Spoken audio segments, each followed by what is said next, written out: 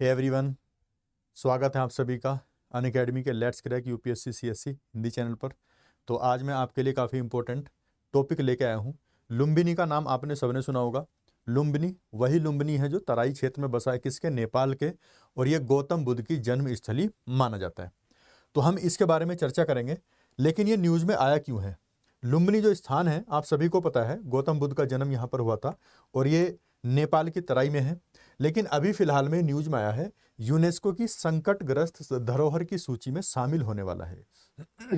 UNESCO की संकटग्रस्त धरोहर स्थल सूची।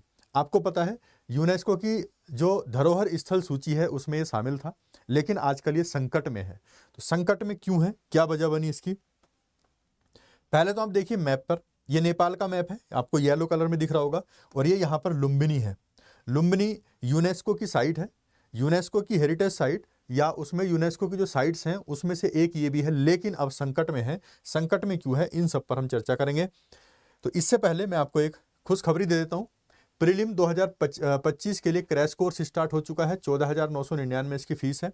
आपको जीएस और सीसेट सारा इसमें मिल जाएगा। Notes, mock test, theory, current affairs, live classes, doubt clearing session, सब कुछ इसमें मिलेगा सिर्फ 14,999 में। और ये बैच स्टार्ट हो रहा है 28 जनवरी से, आप इसको ज्वाइन कर सकते हैं। इसको 14,999 की फीस का जो डिस्काउंट है आपको लेने के लिए कोड इस्तेमाल करना पड़ेगा PAUPSC। PAUPSC आप कोड इस्तेमाल करेंगे और आपको डिस्काउंट मिल जाएगा। अगर आप 25 की तैयारी कर रहे हैं, क्योंकि टाइम कम बचा है, रिवीजन ज़्यादा करना है। अगले अलग बैच चल रहे हैं। आगाज 27 इंग्लिश में है, आरंभ 26 इंग्लिश में है, इग्नाइट है इंग्लिश में, और शिखर बैच है हिंदी मीडियम में। अगर आप हिंदी मीडियम के स्टूडेंट हैं तो इसमें मैं मॉडर्न इंडियन हिस्ट्री पढ़ा रहा हूँ। मॉडर्न इंडियन हिस्ट्री शाम को 6 बजे मेरी क्लास चलती है, आप इसमें भी आ सकते हैं। अनलिमिटेड एक्सेस मिलेगा, सारी क्लासेस आपको मिल सकती हैं। इसमें ऐसा कुछ नहीं है कि एक बैच खरीदना है तो वही बैच मिलेगा, कोई सा भी आप खरीद सकते हैं। इनको ज्वाइन करने के लिए जो बैचेज हैं पिछले, आप जब खरीदोगे तो PAUPSC आपको कोड इस्तेमाल करना पड़ेगा।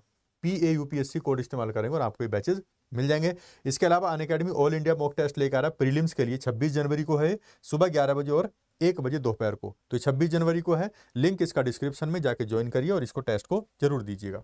इसके अलावा अगर आपने 2024 का मेंस पास कर लिया है तो आपको मॉक इंटरव्यू का प्रोग्राम अनअकैडमी ने स्टार्ट किया आपके लिए, इसको भी आप ज्वाइन कर सकते हैं।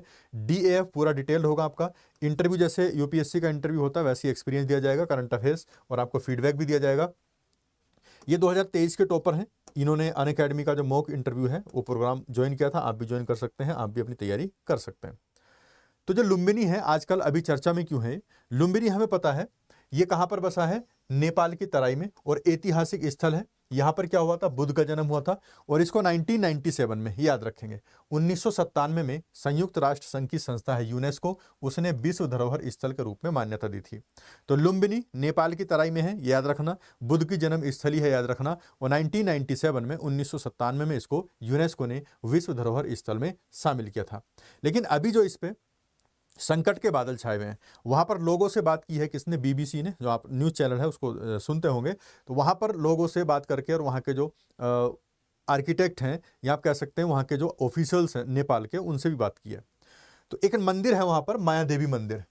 जिस मंदिर की बात की जा रही है कि उसकी छत जो है टपकने लग गई है, वहाँ जो सीमेंट वगैरह है, ईंट वगैरह है, उन पे काई लग गई है, आसपास काफ़ी प्रदूषण हो रहा है, पानी भरा रहता है, बहुत सारी चीज़ें उन्होंने वहाँ बताई हैं। तो इसको, लुम्बिनी को संकटग्रस्त जो विश्व धरोहर स्थल हैं उसमें शामिल कर सकता है कौन? यूनेस्को। तो इस पर हम चर्चा करने वाले हैं। तो जो वहाँ पर बौद्ध वगैरह हैं, उनका मानना है कि लगभग 2600 साल पहले बुद्ध का जन्म इसी जगह पर हुआ था। जो गौतम बुद्ध पैदा हुए थे वो इसी जगह पर हुए थे, लुम्बिनी में। वहाँ पर लोगों का मानना है 2600 ईसा पूर्व। और बहुत सारे जो इनके बौद्ध धर्म से जुड़े हुए स्थल हैं, धार्मिक स्थल, उनमें से ये भी एक है। एक चीज़ और है, जो ये माया देवी मंदिर है वहाँ पर, उसके चारों तरफ 14 विहार हैं, बौद्ध विहार। विहार का मतलब होता है जहाँ रहने की जगह होती है। तो ये 14 बौद्ध विहार इस मंदिर के चारों तरफ बने हुए हैं। और फ्रांस, कोरिया वगैरह और जापान वगैरह जो लोग हैं, वहाँ पर आपको पता है बौद्ध धर्म ज़्यादा है, तो वहाँ के लोगों के द्वारा ये बनवाए गए हैं। अलग अलग देश के लोगों के द्वारा इसको आप कह सकते हैं दान देकर या इस तरह से बनवाया गया है। तो ये वहाँ पर बना हुआ है। तो ये माया देवी मंदिर आप देख सकते हैं। माया देवी मंदिर जो है, इसकी कंडीशन ऐसी है कि यहाँ पर अगर आप थोड़ी देर के लिए मंदिर में घुस जाएं तो यहाँ पर गर्मी बहुत तेज़ लगती है। गर्मी तेज से लगती है, उमस पैदा हो जाती है, लोगों को सांस लेने में दिक्कत होती है, भीड़ बहुत होती है वहां पर, तो ये प्रॉब्लम इसको फेस करनी पड़ रही है। वहां के लोग कह रहे हैं, उनमें से एक है, नाम याद रखने की जरूरत नहीं है, कि कोई भी थोड़ी देर से ज्यादा मंदिर में नहीं रुक सकता, क्योंकि यहाँ गर्मी बहुत है, गर्मी की वजह से रुकना मुश्किल हो जाता है, फिर वहां उमस होती है, वहां उमस की वजह से सांस लेने में प्रॉब्लम होती है। मंदिर के हालात बहुत ज्यादा खराब है, तो यूनेस्को ने लुम्बिनी को संकटग्रस्त विश्व धरोहर सूची में रखने का फैसला लिया है। तो यूनेस्को लुम्बिनी को विश्व धरोहर स्थल में रखने उसके संकटग्रस्त स्थल में रखने का फैसला ले रहा है। जो मंदिर की विशेषताएं थी वो धीरे धीरे खत्म हो रही है। यूनेस्को कह रहा है कि वायु प्रदूषण, दुकानों और बाजारों का खुलना, औद्योगिक इलाके और कुप्रबंधन लुम्बिनी के लिए सबसे बड़े खतरे हैं। वहां इतनी सारी दुकानें हो गई हैं, पर्यटक आते हैं, धार्मिक लोग आते हैं वहां पर अपने आराध्य को देखने के लिए, जो भी वहां पर रिचुअल्स होते हैं। दुकानें बहुत सारी खुल गई हैं। वायु प्रदूषण हो रहा है क्योंकि आसपास के एरिया में फैक्ट्रीज वगैरह लगी हैं, उनसे वायु प्रदूषण हो रहा है। उन्हीं फैक्ट्री से जल प्रदूषण भी हो रहा है। बाजार बहुत बड़े बड़े बन गए, औद्योगिक इकाइयां बन गई हैं, और वहां का जो मैनेजमेंट है वो अच्छा नहीं है, वो कुप्रबंधन हो रहा है वहां पर, ये भी इसकी वजह बन रही है। अब जो नेपाल है उसके पास इस यूनेस्को साइट के जीर्णोद्धार के लिए, उसको सही करने के लिए नेपाल टाइम नहीं दे रहा है, लेकिन उसको टाइम देना पड़ेगा, ये भी यूनेस्को ने कहा है। टपकती छतें, वायु प्रदूषण और मुरझाए हुए पौधे, जो ये पौधे लगाए गए थे इसके आसपास, वो भी मुरझाने लग गए प्रदूषण की वजह से, पानी गंदा होने की वजह से। ये पवित्र जगह है, इस पे हर साल 10 लाख से ज़्यादा लोग आते हैं, लेकिन कई लोग कहते हैं कि वहाँ पर जो इलाके हैं वहाँ पर प्रदूषित हवा है, कूड़े कचरे हैं, दुर्गंध है, पानी की जो लबालब बगीचे हैं वो सब भरे हुए हैं पानी से, ये झाड़ियाँ लगी हुई हैं, पानी भरा हुआ आसपास में मंदिर के आसपास, तो इस वजह से यहाँ की जो सिचुएशन है वो इतनी खराब हो गई है। लेकिन एक इतनी बड़ी धार्मिक जगह, जो एक प्रॉपर किसी धर्म को चलाने वाला व्यक्ति और उसके जन्म स्थान, उसमें इतने बुरे हाल हैं, तो ये सोचने लायक बात है। भारत से भी लोग जाते हैं वहां पर। प्रभाकर राव एक पर्यटक थे, उन्होंने कहा है कि अधिकारियों को पर्यटकों के लिए नक्शे और जानकारी भी मुहैया करानी चाहिए। हम यहाँ पर आए हैं, नक्शा अवेलेबल नहीं है, तो हम भटकते फिर रहे हैं, ये लोगों की ये भी शिकायत है। कोई कहीं भी जा रहा अपनी मर्जी से, उनको रास्ते नहीं पता प्रॉपर कैसे पहुंचे मंदिर तक, तो उस पर भी चिंता है। ये कह रहे हैं कि मैं यहाँ की अव्यवस्था से खासा नाराज हूँ, और यहाँ चारों ओर बिखरे हुए कचरे को भी देख सकते हैं आप लोग। तो ये सारी चीजें क्या हैं, वहां पर होने वाली जो कमियां हैं उसकी वजह से इस स्थल को चिंताग्रस्त या संकटग्रस्त सूची में डालने की बात की जा रही है। एक यहाँ के बौद्ध भिक्षु हैं, ये भी कह रहे हैं कि कोई भी थोड़ी देर से ज्यादा मंदिर में रुक नहीं सकता। अगर कोई मंदिर में घुस जाए तो उसको उमस में इतनी उमस हो जाती है, सांस लेने में प्रॉब्लम होती है, और जो इसकी विशेषता है मंदिर की, वो धीरे धीरे खत्म होती जा रही है, इसको संरक्षण करने की आवश्यकता है। माया देवी जो मंदिर है उसके आसपास और मंदिर के अंदर जो है पानी भर जाता है, वातावरण नम हो जाता है, बहुत सारी जो पुरातत्व महत्व वाली जगह है वो नष्ट हो रही हैं, ईंटों पे काई लग जाती है, ये सारी चीज़ें, ये सारी शिकायतें इनकी इसमें हैं, और इसी वजह से कि इसको जो है संकटग्रस्त धरोहर की सूची में डालने का फैसला लिया गया है। जो 2022 में माया देवी मंदिर है, वहां से केवल 2 किलोमीटर की दूरी पर 5000 लोगों की क्षमता वाला एक ध्यान केंद्र और मेमोरियल हॉल भी खोला गया था। जहां ये माया देवी मंदिर है उससे थोड़ी दूरी पर एक मेमोरियल हॉल खोला गया था, जिसमें 5000 लोग बैठ सकते हैं, वो अपना ध्यान लगा सकते हैं। और इस प्रोजेक्ट से यूनेस्को ने माया देवी मंदिर की आउटस्टैंडिंग वैल्यू पर बुरा प्रभाव पड़ने की आशंका जताई थी। मतलब यह है आउटस्टैंडिंग वैल्यू जो है कि जिस यूनेस्को का जो क्षेत्र होता है, यूनेस्को का जो एरिया होता है, उसके आसपास के एरिया में आउटस्टैंडिंग वैल्यू उसको बोला जाता है कि जो आसपास का एरिया है उसमें कैसे कह सकते हैं आप संसाधन हैं, कैसी एक्टिविटीज हैं उनकी।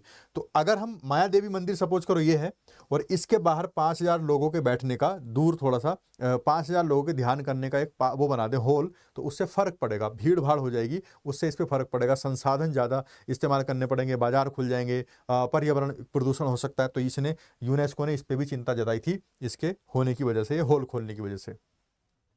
ये जो है OUV किसी ऐसी जगह के सांस्कृतिक या प्राकृतिक महत्व के लिए इस्तेमाल होता है जो पूरी मानवता के लिए अहम हो। इसी के आधार पर किसी जगह को विश्व धरोहर सूची में भी शामिल किया जाता है। जैसे मंदिर है माया देवी मंदिर, ये विश्व धरोहर सूची है, विश्व धरोहर स्थल है। अगर इसके चारों तरफ हम इतनी भीड़ वाले कोई काम कर देंगे, हॉल बना देंगे, तो इससे इसकी जो कह सकते हैं माया देवी मंदिर है, इसकी कंडीशन खराब हो जाएगी। 2014 में नेपाल सरकार ने लुम्बिनी के लिए एक और महत्वाकांक्षी योजना का ऐलान किया था, जिसमें 76 करोड़ से भी ज्यादा के विदेशी निवेश से लुम्बिनी को वर्ल्ड पीस सिटी के तौर पर विकसित किया जाना था। यह भी ध्यान रखेंगे, नेपाल सरकार ने 2014 में लॉन्च किया था वर्ल्ड पीस सिटी बनाने का प्रोजेक्ट, कि इस सिटी को, लुम्बिनी को वर्ल्ड पीस सिटी बनाएंगे, और इसमें लगा रहे थे 76 करोड़ रुपए, लेकिन वो भी नहीं हुआ। यूनेस्को ने भी और बाकी जो और भी पक्ष थे उन्होंने इसका विरोध किया था, लेकिन वो भी चीज़ नहीं मिल पाई। 2022 में यूनेस्को ने अपनी रिपोर्ट दी थी कि ऐसी चिंताएं हैं कि लुम्बिनी वर्ल्ड पीस सिटी परियोजना से साइट की आउटस्टैंडिंग वैल्यू पर बुरा प्रभाव पड़ेगा, तो यूनेस्को ने इसको भी मना कर दिया था। आप उस माया देवी मंदिर के बाहर एक हॉल बना रहे हैं जिसमें 5,000 लोगों की गैदरिंग होगी और वो ध्यान योग करेंगे, उसको भी मना किया था यूनेस्को ने। जब नेपाल सरकार ने 76 करोड़ रुपए लगाने की कोशिश करी और इसको वर्ल्ड पीस सिटी बनाने की कोशिश करी लुम्बिनी को, तब भी यूनेस्को ने विरोध किया था कि इससे भी यहाँ पर भीड़ भाड़ होगी और जो व्यवस्था है वो चरमरा जाएगी, इसके लिए भी इन्होंने मना किया था। तो विश्व धरोहर स्थल है क्या जिसकी हम बात कर रहे हैं?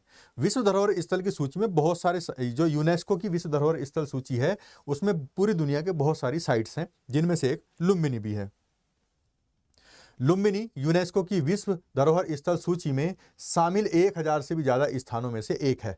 तो टोटल मिला के 1000 से भी ज्यादा स्थान हैं जो विश्व धरोहर स्थल सूची में शामिल हैं, उसमें से एक लुम्बिनी भी है। जैसे पूर्वी अफ्रीका का सेरेंगेटी क्षेत्र है, मिस्र के पिरामिड हैं, ऑस्ट्रेलिया की ग्रेट बैरियर रीफ है, लैटिन अमेरिका की ग्रेट कैथेड्रल चर्च हैं, और भी अनोखे प्राकृतिक और सांस्कृतिक स्थल इसमें शामिल है, जिसमें से एक लुम्बिनी भी है।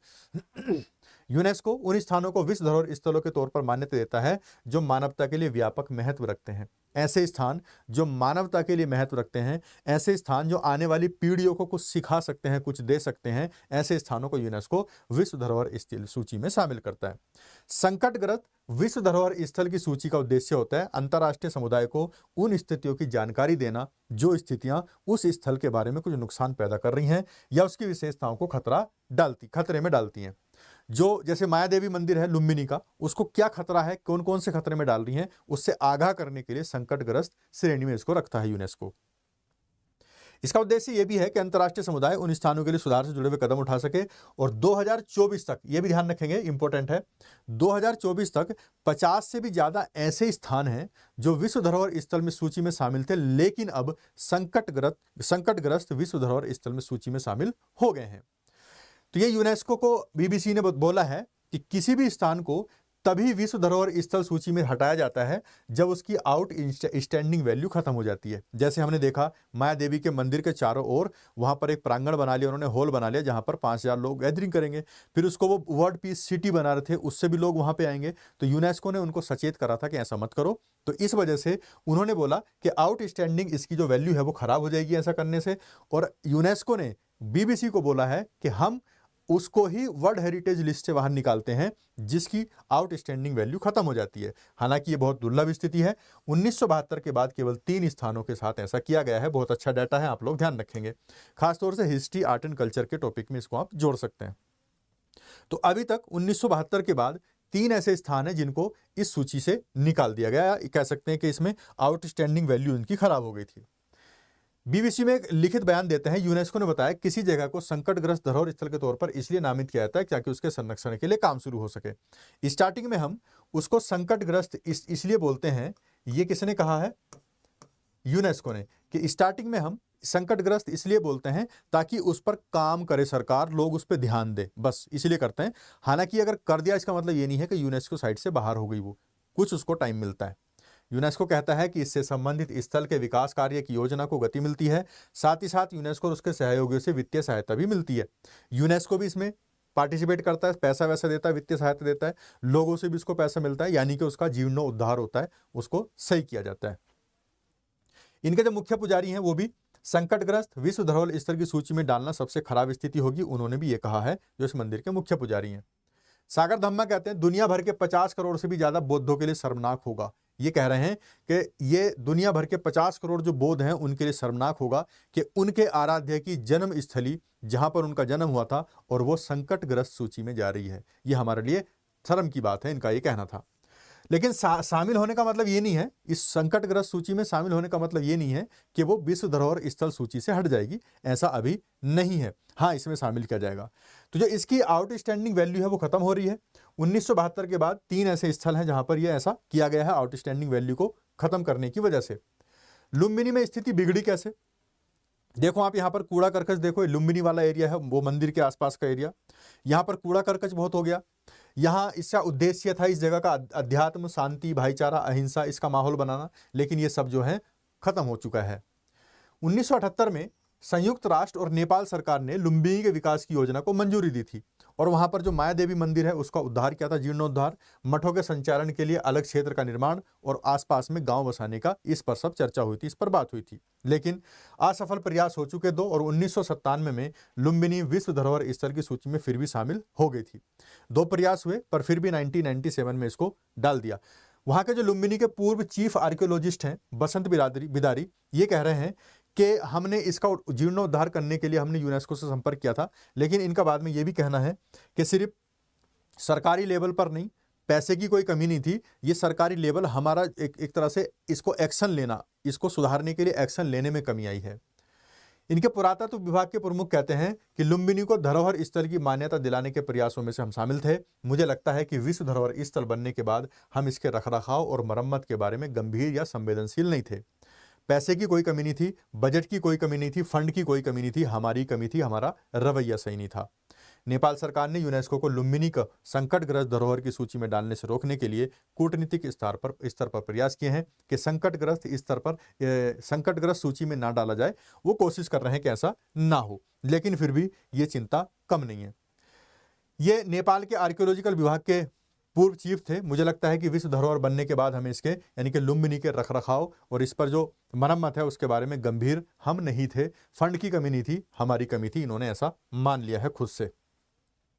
इसके अलावा राजनीतिक स्तर पर भी बुनियादी समस्या हो सकती है। राजनीतिक स्तर आपको पता ही है, राजनीति में जब कोई बात फंस जाती है तो इंडिया में भी कैसा होता है, बाकी देशों में भी वहां भी ऐसी होता है। तो इनके संस्कृति और मंत्री और सांसद हैं दीपक कुमार उपाध्याय, उन्होंने कहा है कि लुम्बिनी का रखरखाव करने वाली लुम्बिनी डेवलपमेंट ट्रस्ट के लिए एक्सपर्ट और काबिल लोगों को रखने की बजाय सरकार ऐसी नियुक्तियों पर जोर दे रही है जो इस धरोहर का संरक्षण करने में सक्षम नहीं है। आपको पता है सरकारें क्या करती हैं, जो सरकारों से संबंधित होता है उन्हीं को ऐसी चीजों के ठेके देती हैं। आप इंडिया में बहुत सारी चीजें ऐसी देख सकते हैं, सरकार से जुड़े हुए लोग इनकी चीजों का उनको ठेका मिल जाता है और बाकी जो इसके एक्सपर्ट होते हैं उनको नहीं देते। तो यहां भी नेपाल में भी ऐसा ही हो रहा है। ये एक पवित्र स्थल है और हमें सुनिश्चित करना चाहिए कि इसकी पवित्रता पर हर तरह से संरक्षित रहे, लेकिन ऐसा नहीं हो रहा है। कोशिश तो पूरी की जा रही है। लुम्बिनी मैनेजिंग अथॉरिटी कुछ समस्याओं को हल करने के यूनेस्को के साथ काम भी कर रहा है, लेकिन अभी पूरी तरह से लापरवाही को नहीं रोका गया है। मंदिर से पानी भी रिस रहा है, वहां पर पानी का रिसाव हो रहा है, वहां पर बाड़ भी लगाई जा रही है, मंदिर के चारों ओर बाड़ लगाई जा रही है। किसी भी कीमत पर हम संरक्षित किया जाना चाहिए लुम्बिनी को, ये भी ऐसे बोलते हैं बहुत सारे लोग। तो लुम्बिनी जो संकटग्रस्त विश्व धरोहर स्थल है उसमें क्यों जा रही है? लुम्बिनी में आसपास में फैक्ट्रियां लग गई हैं, उनका धुआं, वायु प्रदूषण, उनका पानी निकल के आ रहा है, वहाँ के पानी में मिल रहा है, जल प्रदूषण। उस जल प्रदूषण से जो मंदिर की दीवारें हैं, जो ये माया देवी मंदिर है उसकी दीवारें जो काई लग जा रही है, ईंटों पर काई लग रही है, तो वहाँ पर उमस रहती है, उस पानी की वजह से गर्मी रहती है, उमस रहती है, मंदिर के अंदर ज़्यादा लोग जा नहीं सकते हैं। आसपास का जो आउटर एरिया है उसमें बहुत सारे लोगों की भीड़ लग गई है, मार्केट आ गई है, तो बहुत सारी वजह हैं जो इसका नुकसान पहुंचा रही है और इस नुकसान की वजह से इसको डाला जा रहा है संकटग्रस्त सूची में। तो इस टॉपिक पर आपकी क्या राय है? पूरे टॉपिक पर क्या ऐसा होना चाहिए, क्या लोगों को वहां पर करना चाहिए इसकी देखभाल के नहीं? आप अपनी राय जो है कमेंट सेक्शन में जरूर देना। तो आज के लिए इतना ही था इस टॉपिक में, फिर मिलेंगे आपसे किसी और टॉपिक के साथ। तब तक के लिए बाय, थैंक्स फॉर वॉचिंग।